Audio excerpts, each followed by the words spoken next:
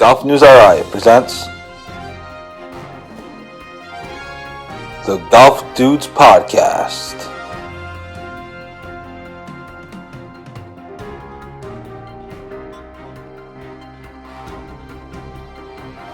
Here are the dudes. Hey everybody, welcome to the Golf Dudes Podcast. I'm Joe Calabro. Thanks for tuning in. A little confusion going on here. Joining me as always is Mr. Rich Capali. Rich, how are you doing today, buddy boy? I have you muted. Hold on. Hello. Yeah, there you are. All right, there we go. Not too bad. It is October 14th, and it was almost 80 degrees today, so I'm flying high. Still nice and still in the 70s right now. While it's dark, so that's a plus. What's going on with you? I know that I played golf today at Pawtucket Country Club, and I played golf today at Pawtucket Country Club with one of our loyal followers, Patrick Emery. So thanks to Patrick for having me. It was course was in great condition, as you would expect. It did look like they had recently punched the greens, but the greens are fine. They just, you still see like the not the shadow is not the right word, but you still see that the punch marks. Yeah, but the greens are perfectly fine. It ended up being fine. I have this, but anyway, so lots going on. Lots to get to. Certainly a big PGA Tour tournament this week. There was a big national story regarding the PGA Tour, of course, about the driver distance and a whole bunch of other things. So we'll get to some of that. We'll start with this. Earlier this week, the Rhode Island Tri-State team lost the Tri-State matches for the 20th year in a row. To Massachusetts won. What's going on with you? And those matches were in Cape Cod, so a tough loss for them. They had a 3-point lead following after the first day, and after the first day of foursomes, and then the next day is obviously singles, and then they lost the singles match. A tough loss for them. Next year is in Rhode Island. There is no word yet on where exactly it's going to be played. That hasn't been announced yet, but next year's Tri-State matches are in Rhode Island. So just another event next year to cover for Golf News RI, and what's already shaping up to be a crazy summer. You have the Northeast Amateur, the RI Amateur, the New England Amateurs at Alpine, and then you have the Tri-State matches. The U.S. Open. Then the U.S. Open, that's the following year in 2024. The U.S. Open's at Brookline next year. The U.S. Open's at Brookline, yep. And then the following year, the U.S. Senior Open's at, sorry, I got confused. Is at Newport, and then you got the Ryder Cup at Bethpage in 2025 or 2024. I'm sorry. Yeah, so it's gonna be a crazy couple of years. It's already shaping up to be a busy summer next year. So it's good for me. I'm excited, and again, I lose it as sort of a board of sorts to see where golf, to see where Golf News RI is when we get to that point. But obviously, a long way to go. So that is that. Tries to have tough loss for those guys. You guys had a tough loss. I don't know if you're over it yet. The Pinecrest rally to have the Ryder Cup against you guys last week. We reported on that as well. Do you feel like you play well. You won your singles match 4-2 on the road at Pinecrest, which is a big deal. Talk about yours. I mean, you had some success, so that's good. It was it wasn't too bad. We got matched up with two great guys from Pinecrest. What was it? We lost the first 9, half the second 9. That was the scramble, and then best ball, half the best ball. Then the alternate shot, we got kind of dusted on Sunday at Pinecrest. That didn't go that great. Was that the difference maker, the alternate shot? For us, yeah, pretty much. I mean, I knew, but the guy that my dad ended up playing for the singles didn't match up well. He was probably like a 7, and my dad's like a 13. So it wasn't a great matchup. Unfortunately, they only played A and B players. Like they don't play handicap by handicap. So I pretty much handled my guy for the most part. I had like one bad hole, and it was pretty much over after that. I won 4 up. but yeah, it's a good experience. I'm trying to talk to Peter. I'm trying to talk to Peter and to try to have more competitive matches instead of it's just us playing each other at the King.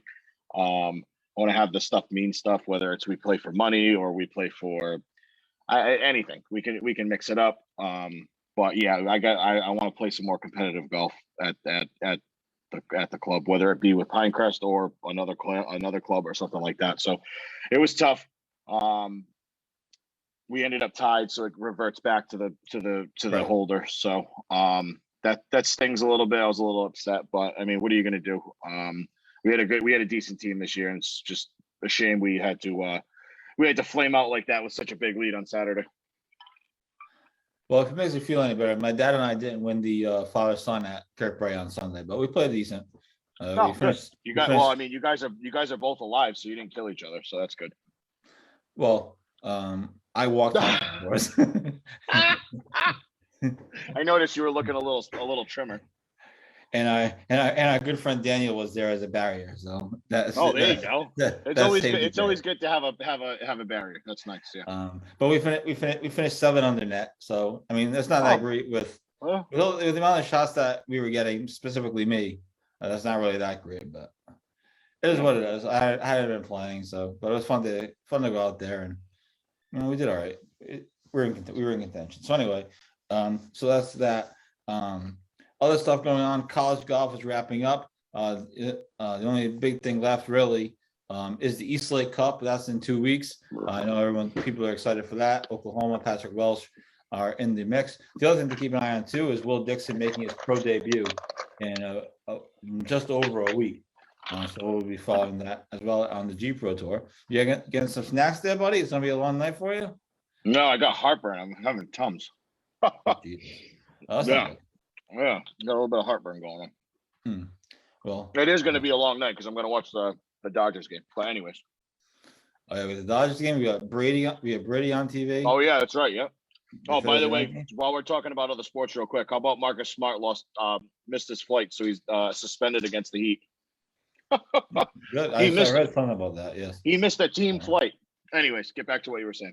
Yeah, the new coach has to make a point, and I'm sure there was no reason for them to miss this flight. I mean, these guys, they go through security and stuff. They just hop on a plane and that's what I don't get. So yeah, I mean, I didn't read the details on it, but obviously, if that's so funny. Anyway, the new coach is making a point. The guy's not going to get away with nonsense. Apparently, that's the vibe I'm getting. So anyway, talking about some college golf stuff. URI is done for the fall season. Bryant has one more tournament left, on the local level. But obviously, it's more fun covering, the top schools.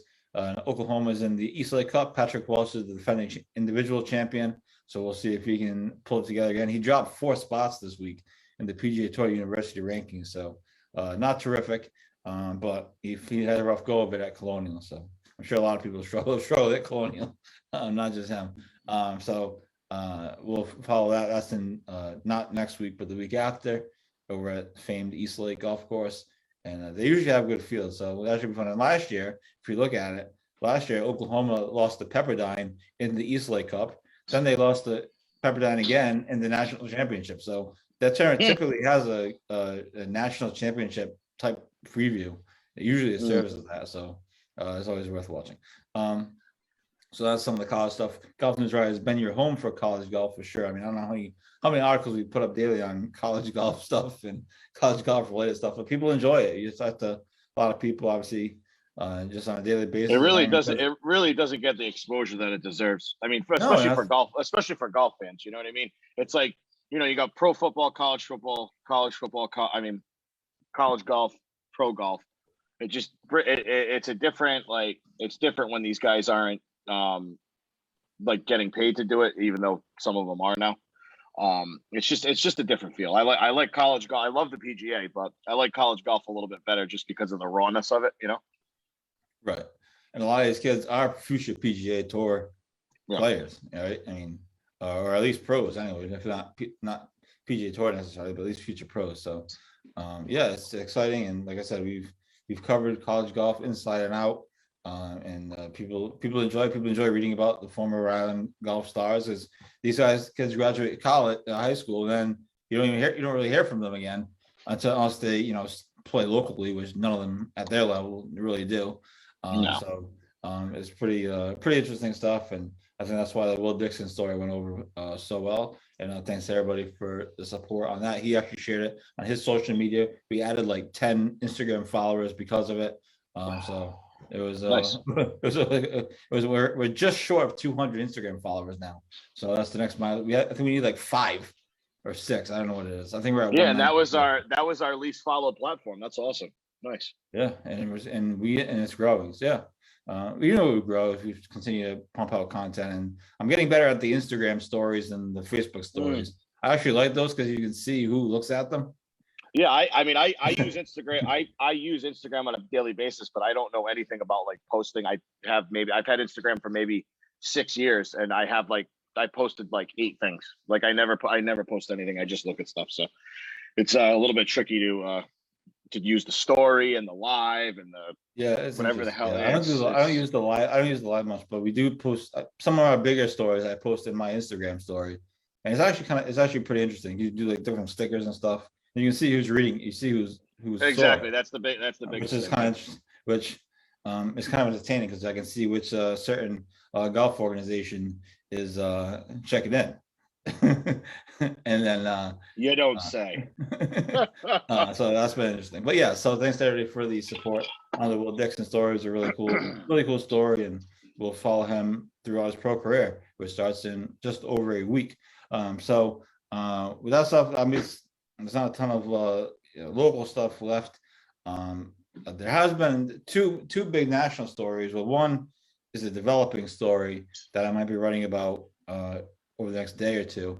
The other big national story was the USGA announcing that they're rolling back the driver length to 46 inches, which is a big controversy. Now, according to a report from Golf Channel, only 3% of tour players use driver length longer than 46 inches. So Bryson, how obviously. But now Bryson doesn't actually. He tested it. He never actually used it. He's going to test a 48-inch driver at the Masters or something. That's right. He never actually used it. But Phil Mickelson is one of those players, and he was ranting and raving this week about he's blasting the PGA Tour and blasting the USGA.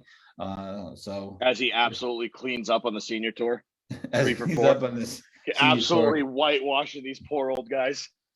But what's your? Obviously, this has been rumored for a while, and the USGA said there's more developments. But what's your lead thought on their ruling? So it's interesting that you said it was. Would you say it was 3%? Only 3 golfers. Golf Channel reported that about only 3% of golfers. 3%, not 3 golfers. 3%. So whatever that is, 3%. 3% of golfers use a driver longer than 46 inches. I mean, I guess this is the attempt to dial it back a little bit, because like we were talking about, I don't know, probably a year ago, about the whole golf courses are running out of land to expand. You know what I mean? Mm-hmm. Maybe this is step one in like the equipment dial back. You know what I mean? You start with the clubs and then you go to the balls, which I don't know how they're going to do that, but you're going to change the equipment because they're running out of space on these properties, these professional properties. Yeah, so maybe that's step one in the process to kind of dial everything back and de-Bryson everything. You know what I mean? But if no one's using these drivers, then there's not going to be a difference, right? If only 3% are, Bryson's not one of them, then right now, what's really going to be? And it's not an advantage for Phil on the PGA. So it's like, Phil stinks anyway, so it doesn't matter. So unless Unless like Bernard Langer put in a complaint saying that he can't win a senior tour event anymore anytime when Phil's playing. So yeah, you got to watch out for the 50-year-olds. I guess it'll be interesting to see if it has an effect. I don't think it's going to be like when they ruled against the long putters. Remember that was really controversial. That was a bunch of years ago now. But that was more about anchoring. Really controversial. Yeah. And that I think was, what is it? Who is it? I think Webb Simpson, and I think is it Justin Rose? I think there's only like 2 or 3 guys that use the long putters anymore. But they have to like physically like right. they can't hunch over it. You know what I mean? So Right. they kind of have to like Adam Scott is one of Adam Scott. That's what I meant. Adam Scott and Webb Simpson. Yeah. Uh, So yeah. So yeah, that was yeah. I mean, I don't really think it's going to make that big of a difference. I mean, Phil's one of the more polarizing characters on the tour right now, especially with Tiger being out. But he's coming back though. Yeah, I don't think it's that big of a deal. But I mean, obviously Phil has other things. It's not be as noticeable as like I said with the putters. That was really controversial, and I agree with the ruling, but that was really controversial a bunch of years ago. This is not going to be that. I wouldn't think. I mean, who the hell knows? But it doesn't seem like that is going to be controversial. Other than if you're Phil Mickelson, who just continues to rail against the PGA Tour and the USJ, and he's talking about how no one was in the room, and then Roy McIlroy replied, "I was in the room," or something like that, because Roy's in charge of, is involved with the Players Association. That's so funny. It's not called the Players Association on the PGA Tour, but whatever it is. But it's crazy though. He kind of has like carte blanche because he put asses in the seats. You know what I mean? Obviously, Bryson, Jordan, Ricky, all those guys put it. But I mean, Phil's that white wolf that won't go to the Champions Tour full time. So he still puts butts in the seats. You know what I mean? Yeah, people still pay to see him. So especially the older PGA fans. You know what I mean? So now the other story on a national level that is developing, and in the process of developing, this is crazy. This is a crazy story with the TPC. Now, if you haven't heard, it's a little confusing. I will admit, it's a little confusing. And our guy Ryan French at Monday Q Info, who was nice enough to come on and do a podcast with me from Triggs a bunch of months ago, whatever it was. Anyway, he's a cool guy. He works his ass off, travels all over watching these mini tours, and again, where real golfers play, because he covers these guys that play for their lives. They got Brad Amonis type of guy. Anyway, that's beside the point. So the TPC courses, obviously, as most people know, TPC is like a network of courses. You have TPC Boston, you have TPC Sawgrass, the Players Club. Yeah, TPC Summerlin, I think. TPC River Highlands, whatever it is. Yeah. So TPC is a network of courses. Now, for TPC members, you can get reciprocals to all of those courses through this network. That's kind of how it works, and you get certain discounts and stuff. Whatever it is. So TPC announced yesterday in an email obtained by Monday Q Info, who, by the way, he's a great follow on Twitter if you're looking for someone to follow. All kinds of information. Anyways, they are banning, so to speak, pros from practicing on their facilities due to the amount of tee times they have to fill, the amount of members that want to play. Now, we're not talking pros like Jordan Spieth and like those guys, or even they don't have the balls to do that. But yeah, these are like what was it? PGA, Latino America. Yeah, yeah. The Mackenzie Tour. Yeah. The Canadian Tour.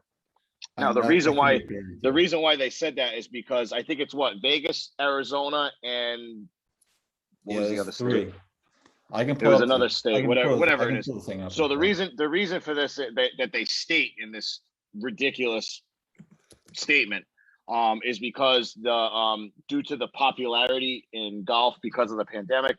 Joe, you wrote a story mentioning that it was up over 200-something% or something like that in the past year. I mean, the past year rounds were I don't remember offhand, but rounds were whatever. According to the National Golf Foundation. Yeah. So the reason for this is that the courses are becoming overcrowded, and basically, in layman's terms, the courses aren't getting their fair share of cash. So why not eliminate the small guys? Tell them they can't practice. Now, in what's the word I'm looking for? In reference to this, other clubs across the country and nearby have been pros, owners of courses, stuff like that. They have been opening up their driving ranges and their courses to these guys who got singled out and screwed It's all over Twitter. Monday Q's been retweeting him. I think our guy Eamon Lynch has been retweeting him, saying that, oh, you guys need a place to practice. We'll gladly have you free of charge, this and that. So it's nice. I went through a bunch. When I sent you that story this morning early before I got out of bed, I was looking at a bunch of the comments and the stuff that he was retweeting. And there's a lot of courses that are picking up the slack for what TBC did to them. So it's really cool. It's been great to see. And just so to have the information correct, I have the thing right in front of me. The Go courses ahead, read it right there. Yeah. the courses are TPC Sawgrass, TPC Scottsdale, TPC Las Vegas, and TPC Summerlin. Yeah, Summerlin. And it all changes go into effect immediately. Now, obviously, TPC Boston is not on that list. I think it was January 1st. I thought. Didn't it say January 1st? Oh, it says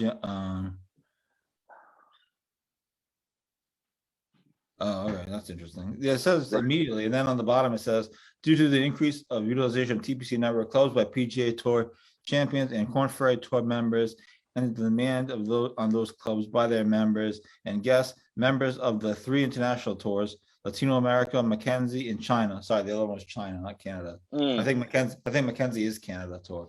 Anyway. Yeah, I think so too. Yeah.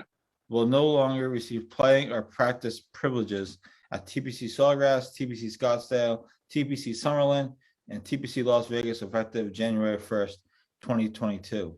All right, so that was I wonder what the fallout, given the, without trying to get political, given the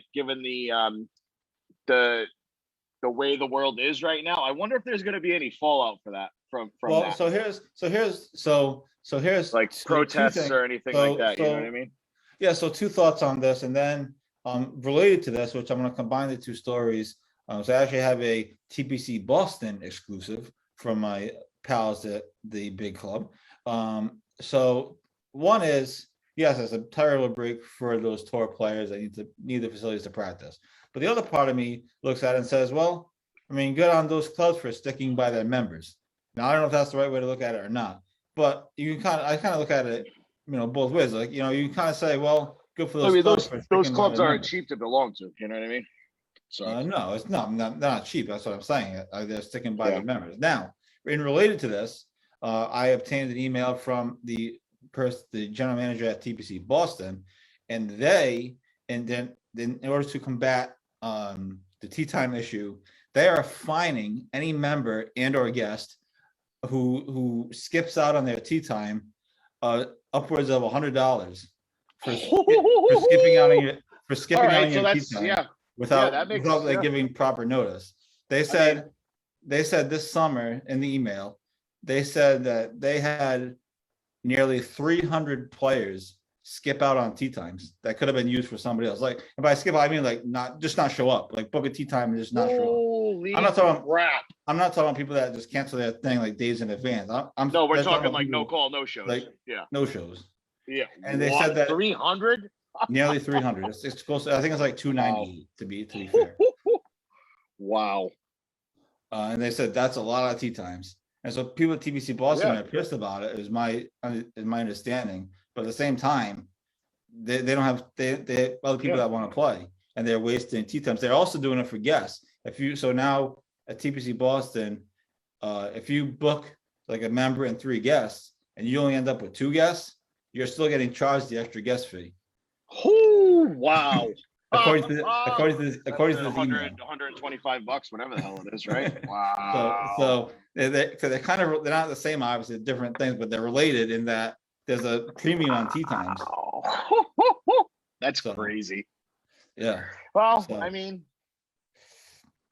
yeah, I mean, unless they just become those other 3 clubs and just shut everything down. I mean, I know they probably don't want to do that, but the thing is, I don't think TPC Boston's attracting pros. No. You know especially now that the events there like once every couple of years, Yeah, it's not even there. There's no events even there anymore. The PGA Tour abandoned TPC Boston, remember? So there's no pro events. Well, no, I mean, I'm sure it'll come back eventually, but you would think. Yeah, so I don't think they're worried about the pros. All those guys, all those pros live out there. They live in the Arizonas and the That's Vegas. that's All exactly those that's guys live exactly out why. there. Yeah. That's Yep. why. That's why it's a big deal. Because all That's those exactly why. kids live out there. Yep. They're not living in Boston. No offense. No. They're not living in Rhode Island. No offense. No. Not where it snows. Not where it's cold 5 months out of the year. Yeah. So those are some big stories, big national stories. Again, the TPC thing. It's fascinating. It's interesting to see what happens with that, if anything, if there's anything else comes of it. I mean, the TPCs are a private club, so they really don't have to do anything. They can do what they want. do You know what I mean? what they want. And again, I look at it as, obviously it sucks for the pros, no question. And it's been great to see some of the reaction from other clubs in the area. I think like Las Vegas Country Club was one of the guys that Monday Q Info posted, and a few others, I'm sure. Oh, the retweets he was posting was crazy. It was absolutely nuts. Yeah, it's pretty cool stuff. And again, he has a huge following. He's made a huge impact on lower level golf, and he's a great writer, and he's a pretty cool guy as well. So yeah, his stories are awesome. Yeah, he does he works his ass off. He travels all over. He used to be a caddy. He still caddies once in a while.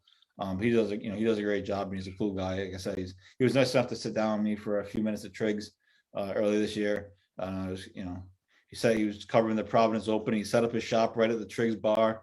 Nice. Had all his stuff all set up. And so I was, oh, this is the life. So anyway, so that's that. PGA Tour actually has a big tournament this week, the CJ Cup.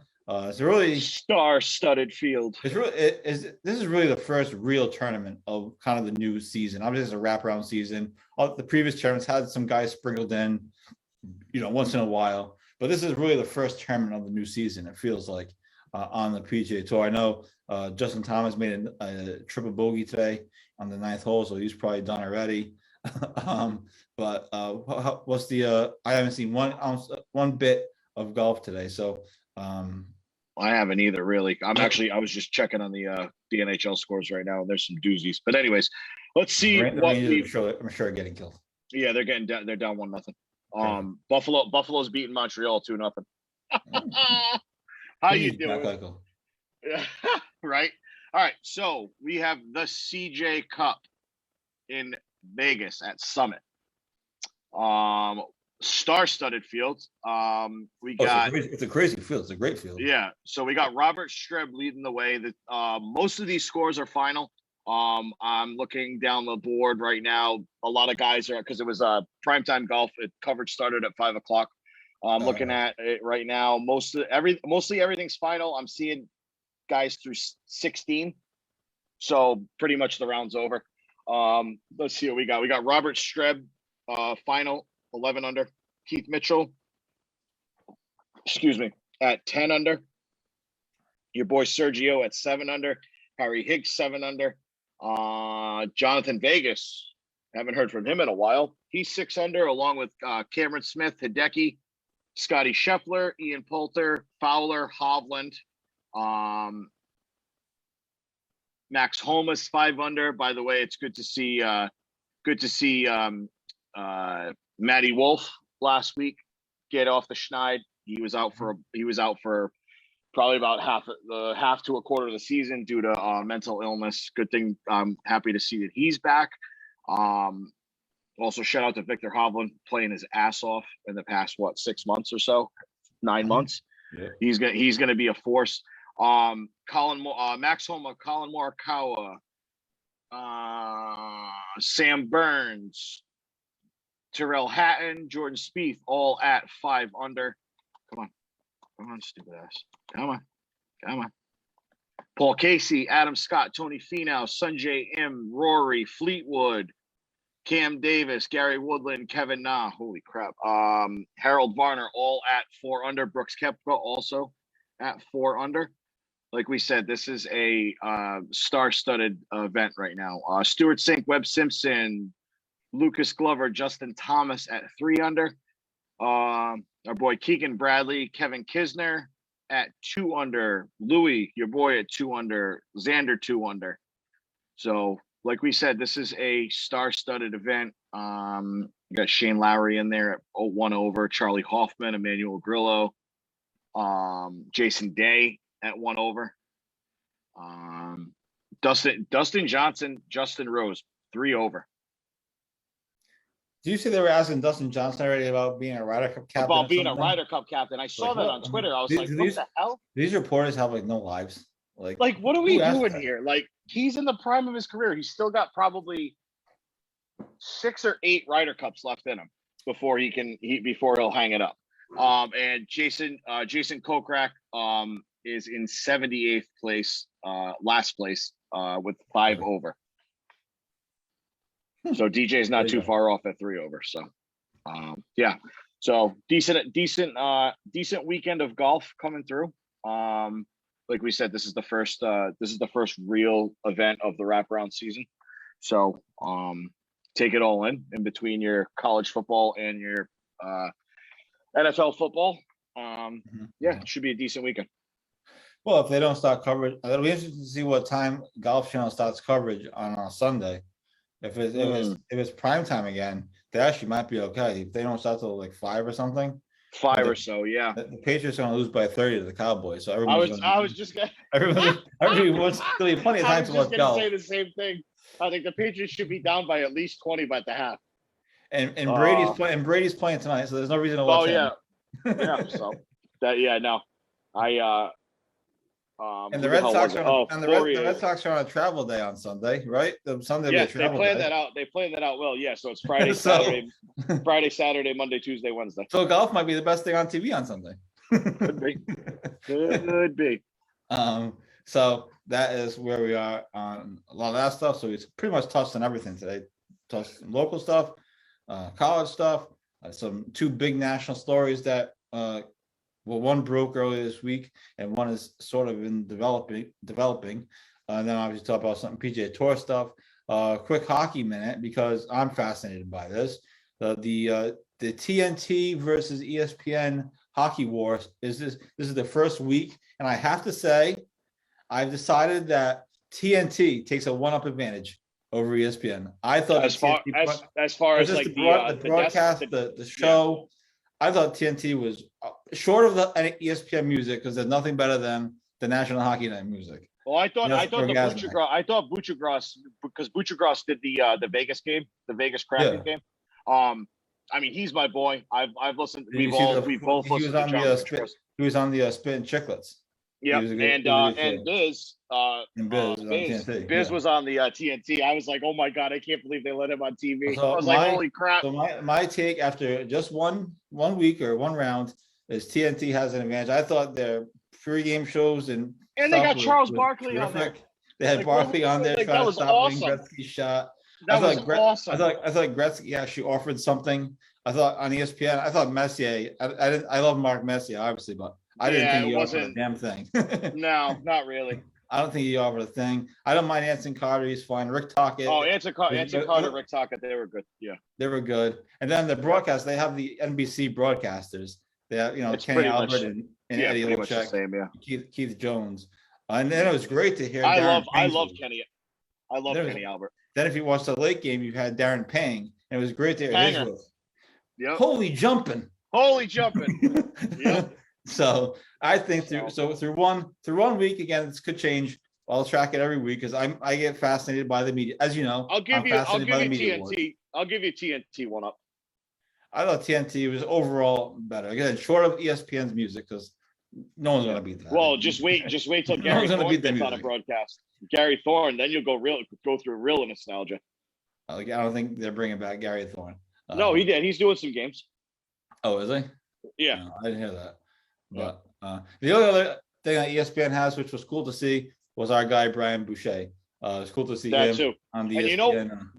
You know what I noticed too? That was pretty good. You know what I noticed too was when I was watching, I think it was the Kraken game. They did a no commentary, like 5 minutes, where you just heard the sounds in the arena and the ice, like the guys skating on the ice and talking to each other. I thought that was fantastic. That was great. They definitely did some. No, they did some cool stuff. They're obviously trying to amp up the. I thought Panthers up 2-0 on Pittsburgh. Holy hell! Woo. I thought ESPN's audio was messed up the whole time. Yeah, it was. And that's the way. If you're going to mess up on audio, you'd rather have it so that way you can hear the crowd noise and not the commentators. Like you rather have it that way than the other way because the other way just is terrible. But But it my wasn't whole balanced. thing was It wasn't balanced the whole way. I thought it was. yeah. You My couldn't hear anything. my whole thing is that aside from like the guys that got transferred over from NBC, it was nice to hear other voices for hockey. You know what I mean? Yeah. We've been stuck with a lot of these jackasses from NBC. The ones that they brought, the ones that ESPN signed are fine. I like those guys. But it was just getting very dull, very boring. It was the same, what's it called?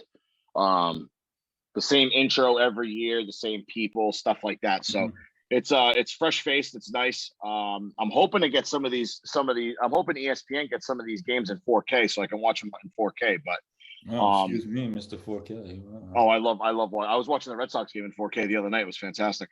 But yeah, so also that whole ESPN Plus thing, every game is on ESPN Plus tonight. So it's good. I mean, for $6 rather than paying I don't know how much the fee was for center ice or whatever you paid for on the NHL app. This ESPN Plus is actually cheaper than what I paid for the NHL.TV last year. Yeah, that's what I mean. So I paid like $80-something for the year. This one's only. I'm doing this monthly because after the season's over, I'm probably just gonna cancel it. You're just gonna get rid of it, yeah.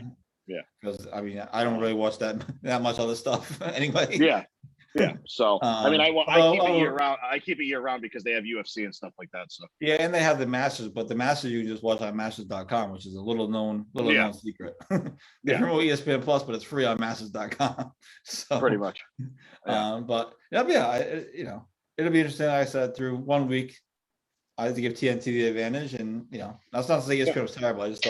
I just was fascinated by the TNT show. Then at the once you get Gary Thorne and Butchie together, it's over. You're gonna be in like 90s land. Well, no, what they need is Gary Thorne and Bill Clement. Oh, Bill Clement, yeah, exactly. Yeah. Well, we'll worry about that when we get there. I'm sure that'll be a little Barry Melrose on the desk. That was fantastic. That was so good. But I mean, then you watch the TNT post game shows. I stay up late, as everyone knows, and they have a net. They have like a little rink set up in TNT, and then and I thought it was awesome. They had Gretzky go behind the net, and they had him explain to everybody exactly what he was looking when he stood behind the net. When obviously famously stood I didn't see that. Holy crap! It was at like 1 a.m. It was late. Oh, that's they had Gretzky go behind the net in their studio, and he pointed out and explained everything that he was looking for when he would go behind the net, like the power play and stuff. How he tried to create 2-on-1s, and he said he really tried to make somebody come after him, but he said after a while no one would ever come after him, so he'd have to figure it out behind the net. That's crazy. Obviously, if somebody comes after him, he can either deke them or go around the other side. Now somebody else is open, So it's pretty cool. It's pretty fascinating. And Biz, I thought, adds the funny. Oh, he's hysterical. Oh, I love him. He was good. He actually dressed like a normal person too, which was nice. I know, right? And he actually cut his hair. He had that big afro for the longest time when he was doing the podcast. So it was nice to see him a respectable human being in society again. But he is a funny bastard. He wasn't the greatest hockey player. He was pretty much a goon, pretty much for his whole career. But he knows his stuff when he's talking hockey. He knows a lot. He knows a lot about a lot of stuff in hockey, so that's good. Yeah, it was good. I'm looking forward to seeing how it'll be fun to watch. Again, I get fascinated by the media battles. It's something that I, from being in the media, I kind of get excited about looking at. It'll be interesting to see how they do, how each one develops. I'm sure they're gonna add new things. What is good is ESPN's show The Point. It's on at like 3 p.m. every day. Obviously, you're working every day. And it's hosted by Butcher Gross, and John Tortorella is actually really good on it. Oh wow. Okay. Butcher Gross, Tortorella, and Emily Kaplan, who's an insider, quote unquote. Nice. And that's on. They do that show like every day at 3 o'clock in the afternoon on ESPN. It's called The Point. That's actually a good show. It's like analysis. It's breakdowns and stuff. They have Boucher dial in and all different things. So that's actually a decent show. So we'll see. Hockey's returned to ESPN. Obviously, it was a success. But I think TNT got them beat in week 1. So we'll see how it develops. Yeah, we'll see how it goes. It should be fun. So anyway, I think we did enough. I have spent the entire day on a golf course, so I am way behind on the content and other things. And we're also working on a big story or two for the weekend. hopefully. So I'm going to get back to the grind on that. And hope everyone has a great weekend. I think the weather's supposed to be nice. I'm not really sure, to be honest with you. I know tomorrow. Yeah, it's supposed to be nice on Saturday. Chance of showers on Sunday, but all in all, we're gonna stay. Supposed to be chilly on Monday, and then we're gonna stay steady in the mid to upper 60s for the rest of the week. So should be a little bit more golf. By the way, because I completely forgot about this. Again, I've been in a blur all day. We've had the story earlier this week. What did you think about Kirkbray's new look 16th hole, which isn't done yet? But yeah, I think so. From what you posted. Now, are you guys playing around the tree right now? It was open. Yeah. Yeah. Hopefully I can get at least one more round in before the cold weather hits, and I'd like to play that. From what it looks like, so the way I mean, it really doesn't, unless I really slice my ball off the tee, that the right side of that tree really doesn't come into play for me. So it looks awesome. It's a different look into the green. I'm more intrigued by the amount of you said what they're putting 3 bunkers around it. Put 3 bunkers around the green. That's going to be insane, given the fact how fast that green is back to front. Well, here's the other thing too. And the other thing that our friend Dan pointed out is that the other thing that bunkers are going to do is you don't have to actually fly the ball to the green. You can. There's no more ground balls. You can't lay up. Yeah. You can't miss a shot, hit a ground ball, and get lucky like I usually. I know. But my whole thing is that you're hitting out of those bunkers. If you go long, you're screwed. Like you're gonna have, if the pin's in the front, you're gonna have like a 30-foot putt downhill that could end up down past that tree. Like for all we know, you know what I mean? So well, I can tell you exactly what I'm gonna do. I'll be in the bunker. Huge risk, huge reward. I'll be in the bunker. Then I'll scull over the green on the hill to 10. You'll hit it on to 10. Then I'll chip back down into the bunker, and then I'll just pick up and we'll go in the hole. Rich, we're moving to 17. Hey, I'm down with it because that's probably what I'm gonna do too. So that's gonna be crazy. That's good. And I'm more intrigued. I'm more intrigued to see how Hammy, Tommy, Bake, what's his face? I can't think of his name. John Auclair, how those guys play it, like as professionals. That'd be interesting to see how they go. I mean, I know they can hit from those tee boxes, they can hit the ball on the fly, but like a miss hit or something like that, how what it's going to take for them to make par from there.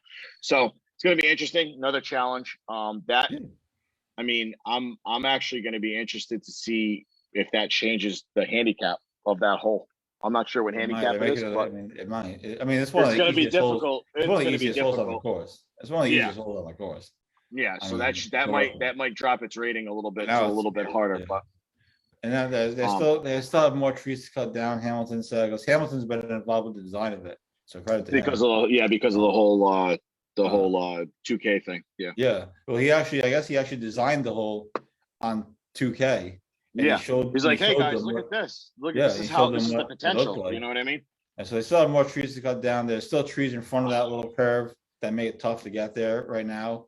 But they're cutting those trees down, so they're making it a real place you can hit to.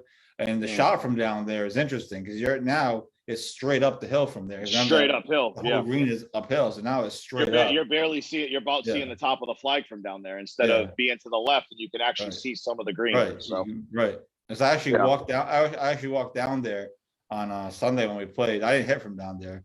I actually walked down there to see what it looked like, and it was an interesting shot because then the hill in the back still comes into play. Because if you go over the green, now you're on the back hill. So it was interesting. I just wanted to get your take on it. We didn't touch on it much, but I definitely want to try and play at least once before the cold weather hits. I definitely want to play that hole because I'd like to get a perspective on it. Yeah, it was cool. I was very impressed. I thought it was a cool look. So, but I keep innovating. That's the thing with golf courses now, as we've seen. Courses that don't innovate don't exist. So hopefully this will add some spice to what typically is a scoring stretch at Kirkbride, 15, 16. Yeah. Oh yeah. Yep. Even 17. I mean, 17 is a tough par 3, but if you hit the good shot, you can score. So now it's kind of 16 is not a easy hole anymore. Although you still play out to the left. You still have the same shot up, just with depends on where they place the bunkers. I mean, it's it's sort of still risk gonna be- reward. I mean, you hit your 4-iron, you hit a 4-iron, I hit a cut driver. You always run the risk of being on that slanted hill. You know what I mean? So now you have the option of possibly just driving the ball straight and cutting it to the right of the tree and having a straight shot at it, a level straight shot. So that changes the score. You know what I mean? That changes scoring. So Absolutely, it'll be interesting to see what I've been on that hill. I've been on the hill with like that with a sideways lie, balls way below your feet. That's not fun at all. No, no, it is not. But anyway, so we went a little long. That's fine, but I wanted to get your take on that. So anyway, Bray's about to take the field. I know baseball starting. The Dodgers and Giants, excuse me, and other things as well. I know the Rangers are already losing, so I'm not even bothered watching them. Good thing I paid for ESPN Plus, I guess. So much to go when you need to. That was brutal. That was brutal last night. That was terrible. Well, they didn't even show up, and the new coach doesn't even start the starting goaltender, which made no sense. That contract, right? Pays him all that money. It doesn't start him in the first game. Unbelievable. I'm assuming that Shesterkin's playing tonight, but I don't know. Anyway, all right, everybody, we're gonna get out of here. We'll talk to you next week, same bat time, same bat channel. Lots of fun things coming up, so stay tuned for that, and also stay tuned all weekend long on Golf News RI as we continue to report the golf news that you want to hear, and we potentially are working on some whoppers. So we're not. That's the only details we're going to give. But stay tuned for that, and hope everyone has a great weekend. Thanks everybody for all your support as we continue to grow and get ready for the winter. Peace out, everybody.